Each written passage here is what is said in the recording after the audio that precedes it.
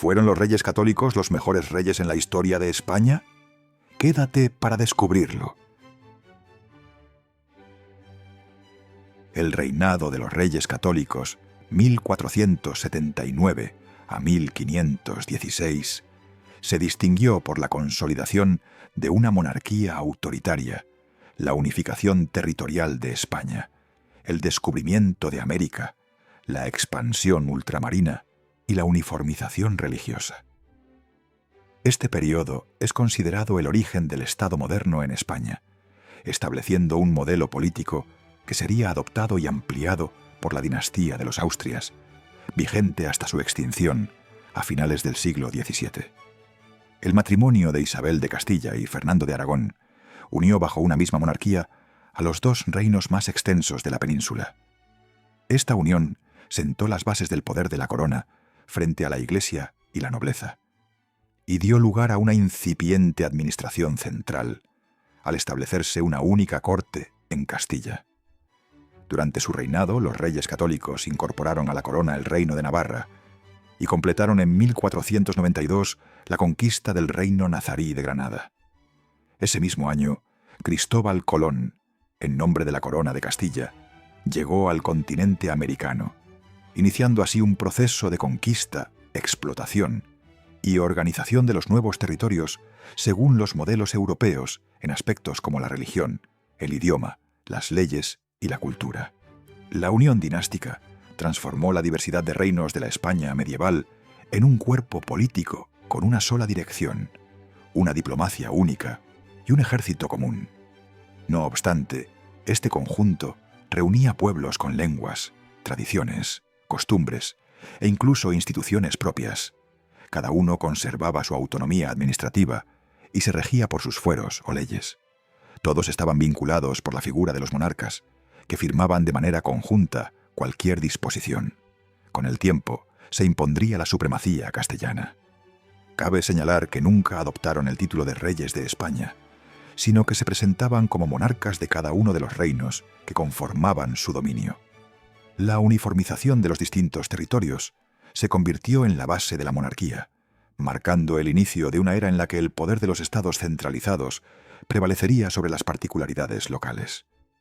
Entre las medidas que anticipan el surgimiento de los estados-nación, destacan la expulsión de judíos y musulmanes, la implantación de una tributación estatal, el control sobre la nobleza terrateniente y la homogeneización religiosa impulsada por la Inquisición. Las causas que favorecieron este tipo de monarquía fueron principalmente el cansancio en Castilla y Aragón, tras las guerras civiles, luchas por el trono, y la situación de anarquía provocada por los enfrentamientos con la nobleza, así como el deseo de restablecer el orden y la justicia. En Castilla, la nobleza era muy poderosa, por lo que era necesario evitar conflictos directos.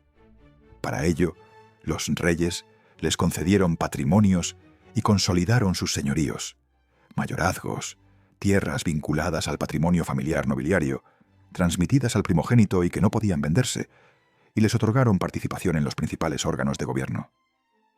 A pesar de estas concesiones, la monarquía mantuvo firme su autoridad frente a las pretensiones de poder tanto de la nobleza como del clero. En Aragón, sin embargo, la resistencia a la monarquía autoritaria fue mayor que en Castilla.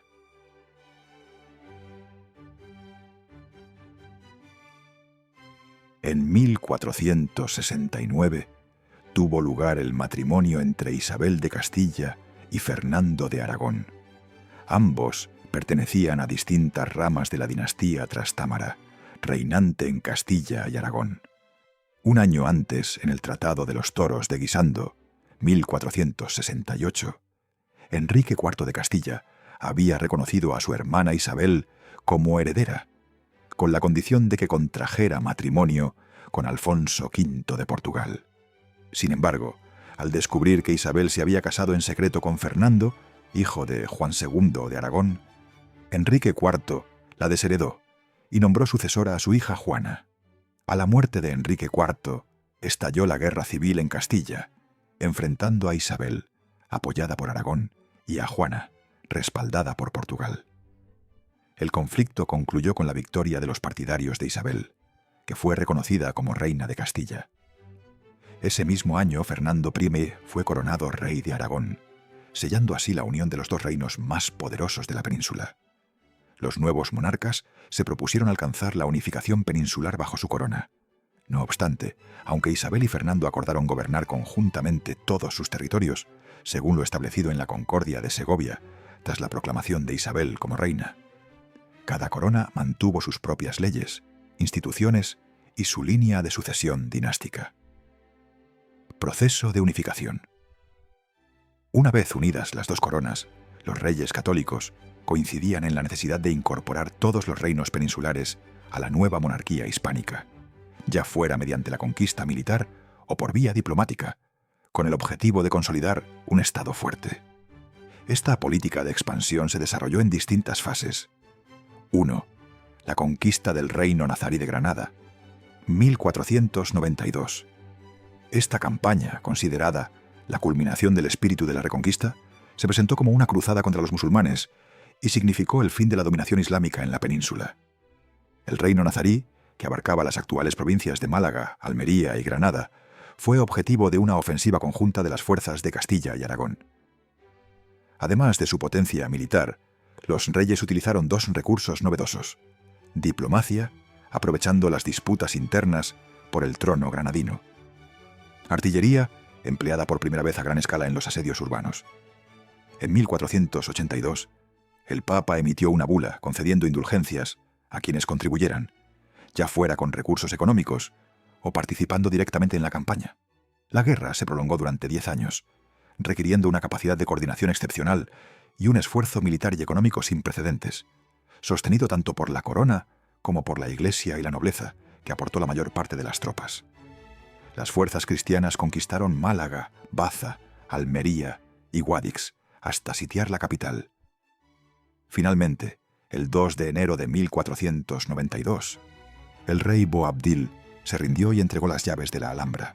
Las capitulaciones de Granada garantizaron a los habitantes la conservación de su religión, idioma, propiedades, costumbres y leyes. 2. Ocupación del Rosellón y la Cerdaña, 1493. Gracias a su habilidad diplomática, el rey Fernando logró recuperar para la corona de Aragón los territorios del Rosellón y la Cerdaña, que su padre, Juan II, había cedido anteriormente al rey de Francia. 3. Ocupación de las Islas Canarias, 1496. Desde el siglo XIV, navegantes europeos, castellanos, aragoneses, genoveses y portugueses, habían explorado el archipiélago canario, principalmente con el objetivo de capturar guanches para venderlos como esclavos en Europa. Durante el siglo XV, surgió un conflicto de intereses entre Castilla y Portugal por la soberanía de las islas, ya que los portugueses pretendían convertir el Atlántico en un mar cerrado bajo su control. El apoyo de los comerciantes andaluces resultó clave para la ocupación definitiva de Canarias, lograda en 1496 con la conquista de Tenerife. Las islas desempeñaron un papel decisivo en el descubrimiento, conquista y colonización de América debido a su posición geográfica estratégica, que las convirtió en escala obligada para las expediciones al Nuevo Mundo, su función como centro de reparaciones navales y punto de aprovisionamiento, su utilización como laboratorio de modelos de colonización, que posteriormente se aplicarían en América. Cuarta ocupación del Reino de Navarra, 1515. En manos de una dinastía francesa, Navarra estaba dividida internamente entre partidarios de la monarquía y defensores de una mayor vinculación con Castilla. Tras fracasar varios intentos diplomáticos, Fernando, ya regente de Castilla tras la muerte de Isabel, aprovechó la declaración de guerra al rey de Francia para invadir militarmente Navarra. El pretexto fue que el reino había impedido el paso de las tropas de Fernando hacia Francia y que tanto el monarca francés como sus aliados habían sido excomulgados por el Papa. En 1515, Navarra fue anexionada, aunque conservó sus propias instituciones y leyes. Quinta política matrimonial de los reyes católicos. Como complemento a su estrategia militar y diplomática, los reyes católicos desarrollaron una hábil política de enlaces matrimoniales entre sus 5 hijos, con 2 objetivos principales: consolidar la amistad con Portugal, preparando el camino para una posible unión de todos los reinos peninsulares, aislar a Francia, que se había convertido en su principal potencia enemiga. Para lograrlo, la hija primogénita, Isabel, fue casada con el príncipe heredero de Portugal. Tras la muerte de éste, contrajo matrimonio con el rey portugués. De esta unión nació un hijo que, de haber sobrevivido, habría heredado todos los reinos de la península.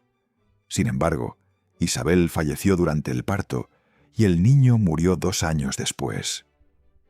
Ante estos acontecimientos, se concertó el matrimonio de la 4ª hija, María, con el mismo monarca portugués, Manuel el Afortunado. La política matrimonial también se orientó a estrechar lazos con otras potencias europeas.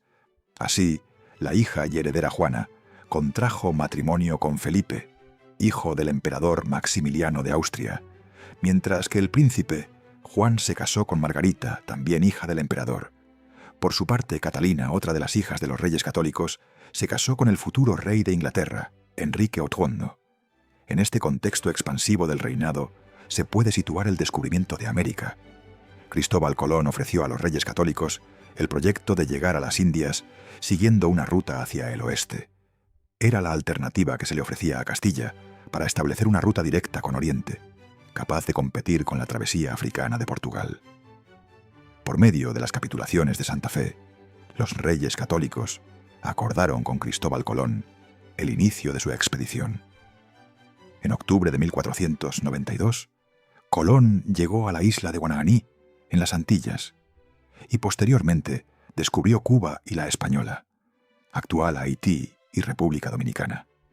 Aunque las consecuencias del hallazgo no fueron inmediatas, la posterior conquista y colonización de América transformó a la monarquía hispánica en un gran imperio colonial.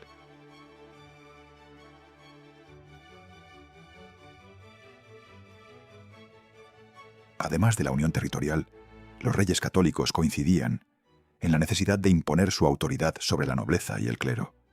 En un primer momento los vencieron por las armas, tanto a los grandes señores como a las autoridades eclesiásticas, y les impusieron su autoridad, recuperando parte del patrimonio que estaba en manos de los señores.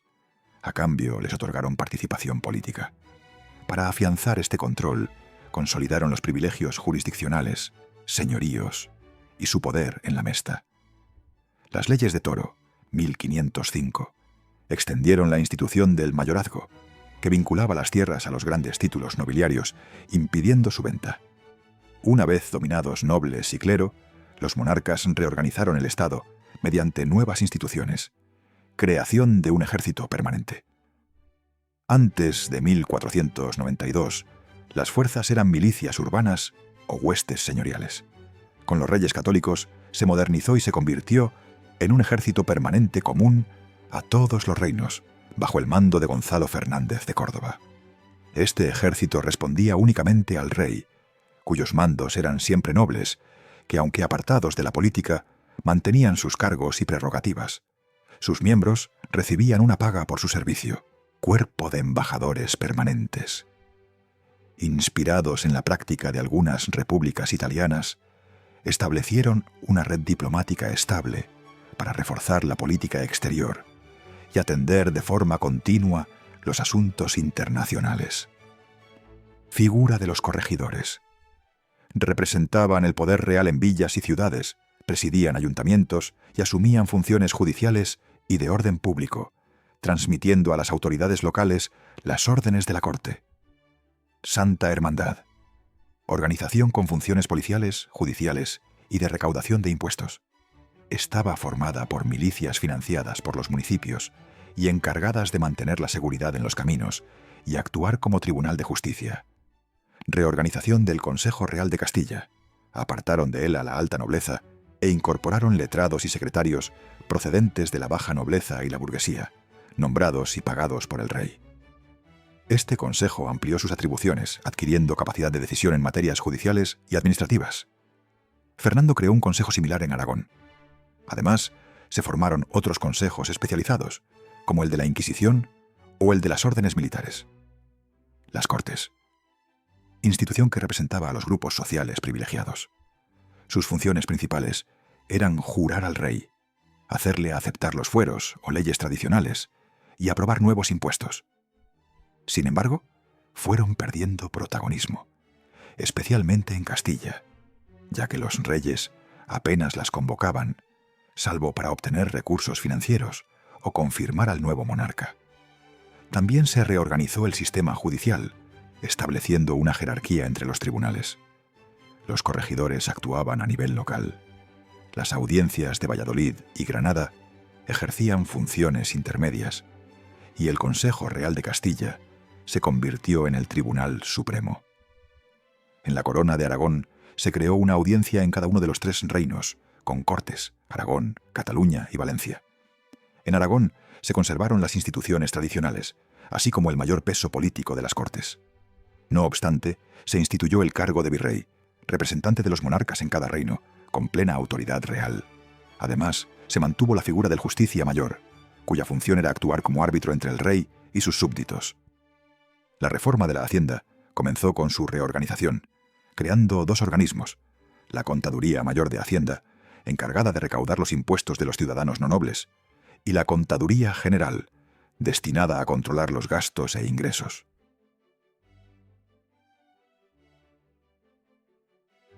Uniformidad religiosa.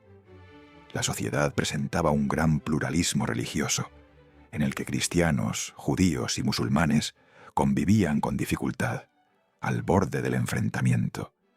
Los monarcas consideraron la imposición de la fe católica como el mecanismo para integrar y unificar a todos los habitantes de sus reinos.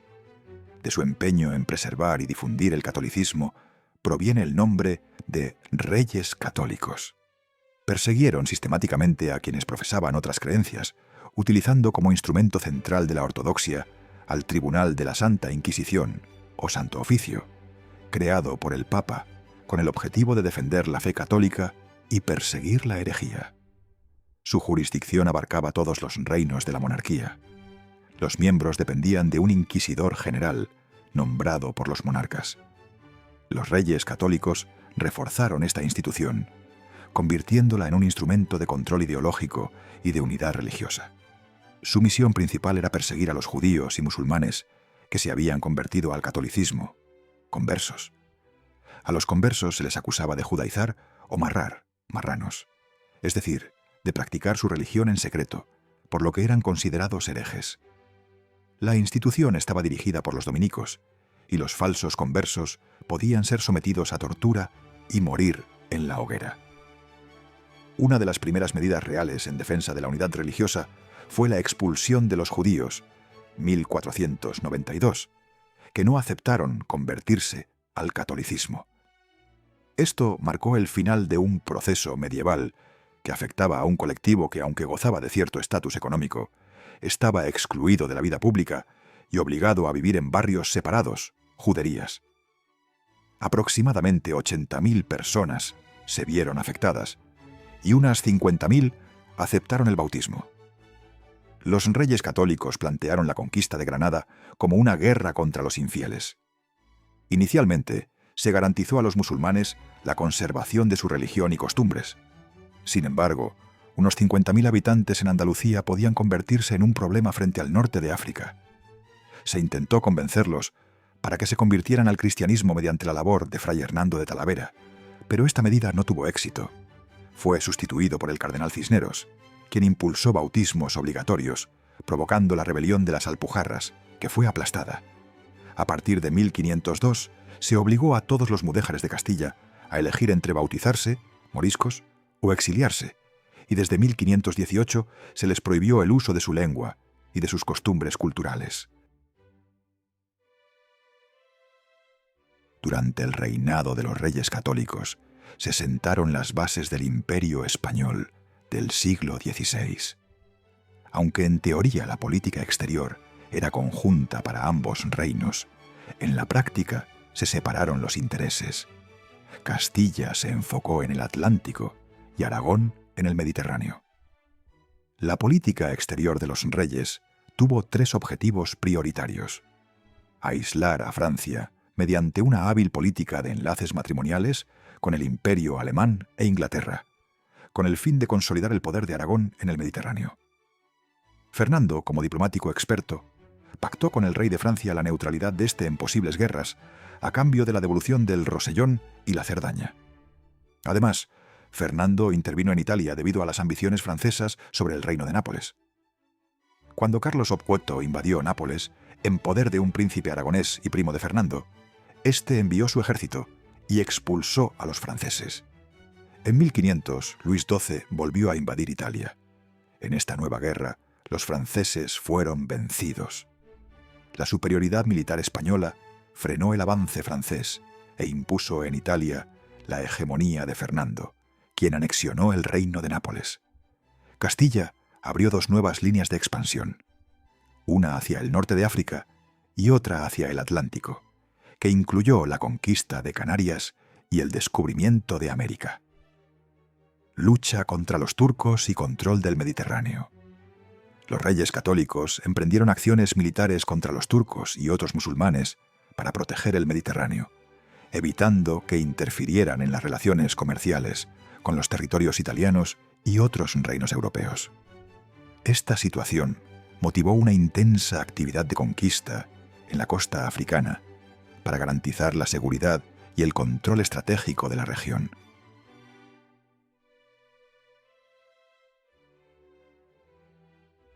Al fallecer Isabel I, su hija Juana fue proclamada reina de Castilla, mientras que Fernando el Católico continuó gobernando en Aragón. Tras la muerte de Felipe I el Hermoso, esposo de Juana, y ante la incapacidad de ésta para gobernar, Fernando asumió la regencia de Castilla hasta su fallecimiento en 1516. El proceso de modernización del Estado consolidó el poder de la monarquía, fortaleciendo la autoridad de los virreyes y corregidores. La política matrimonial de los reyes católicos permitió que su sucesor, Carlos I, heredara un vasto imperio. Durante su reinado se superó la crisis de autoridad del periodo anterior y se mantuvo la satisfacción de la nobleza.